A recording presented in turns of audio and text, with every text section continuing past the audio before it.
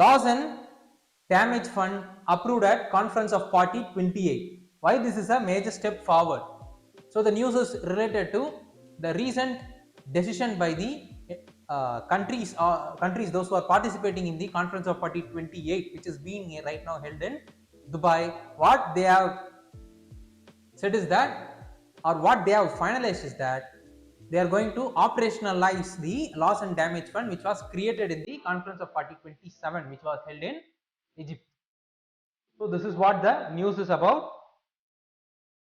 And under prelims, it is related to general issues on environmental ecology. Similarly, under mains, it is related to GS paper 3, environment conservation, environmental pollution, degradation, and environmental impact assessment. Okay, let's get into the analysis of the news.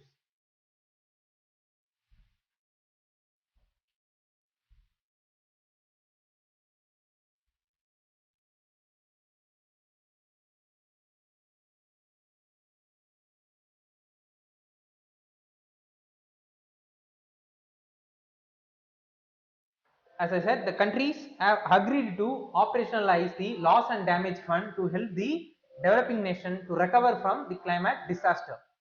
And as a part of the initiative or the decision, what the global countries have committed is that nearly $400 million will be channelized to the fund initially.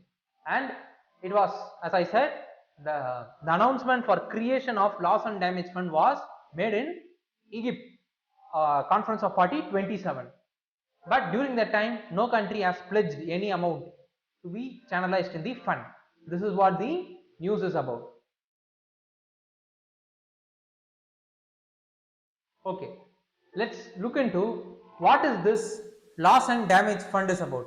See, the loss and damage fund is meant to provide financial assistance to developing countries which is suffering because of the climate related disasters like floods, which has happened like in the case of Pakistan last year, and then extreme weather related events and its related impact in the developing countries.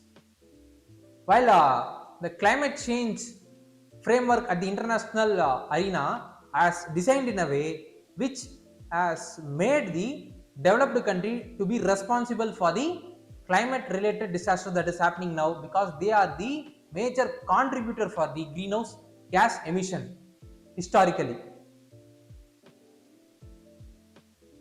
And this is what it is about. And this loss and damage fund which has been created will be administered by the World Bank.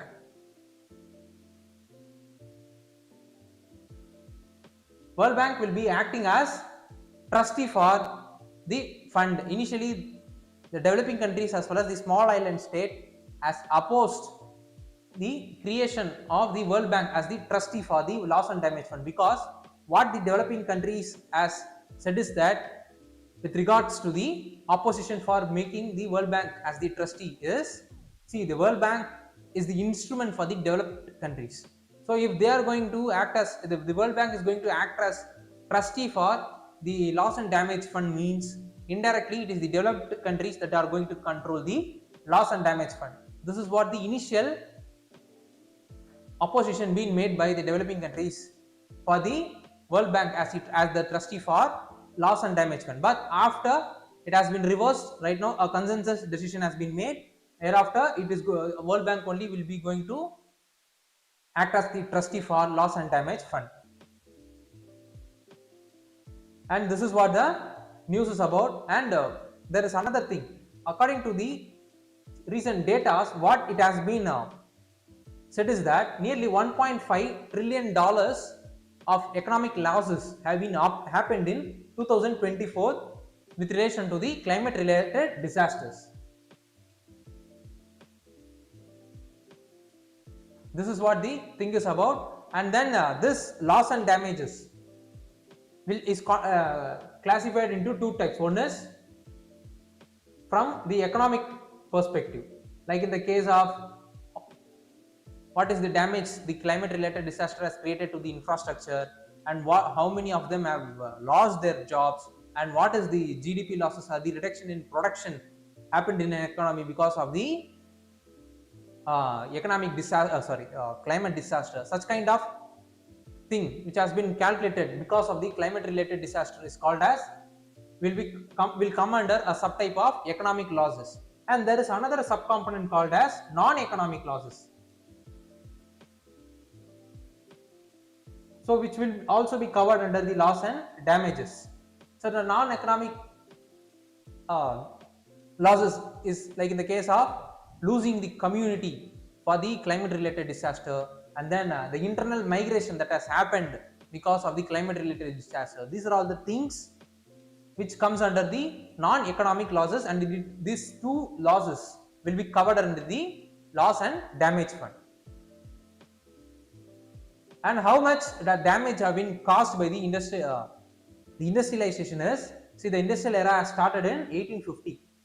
So this 1850 is considered as the year where the disruption for the earth natural mechanism has begun to happen because of the rise of the industrial revolution.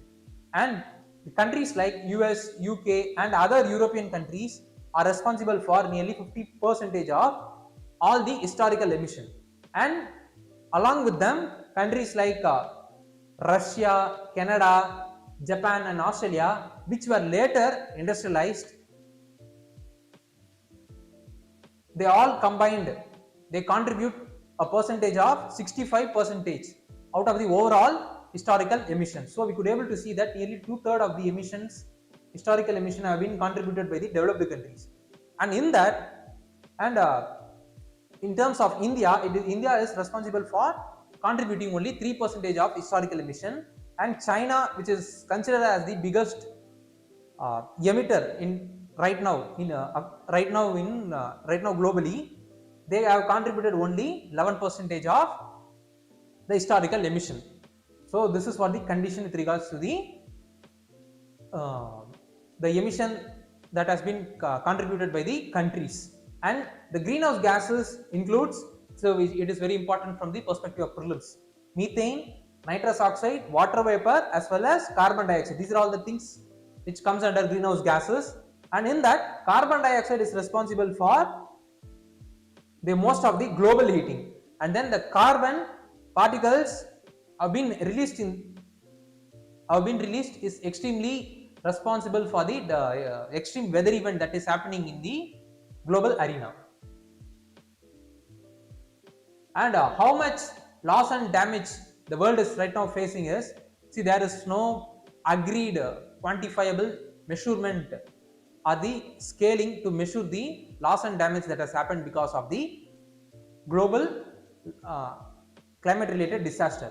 And how big the fund and how will it operate, the loss and damage fund is, see, out of the $400 million, the $100 million will be given by the European Union, and then the UAE has given the $100 million, and then European Union has promised about $250 million, and then US will be giving nearly $17.5 million, and then Japan will be giving $10 million. So from this result we could able to see that the US, which is responsible for the historical emission, is contributing very meager amount. So this is what the thing with relation to the analysis of the recent finalization of operationalizing the loss and damage fund is about. And what need to be studied further is, we should know about what is United Nations Framework for Convention on Climate Change and its historical aspect. Secondly, we should also be aware of what is G20 climate action deal is about, which was concluded recently. Thirdly, we should also be aware of IPCC. These are and the report brought out by the IPCC. These are all the things which we need to be further aware of. And with this, we have reached the end of this topic.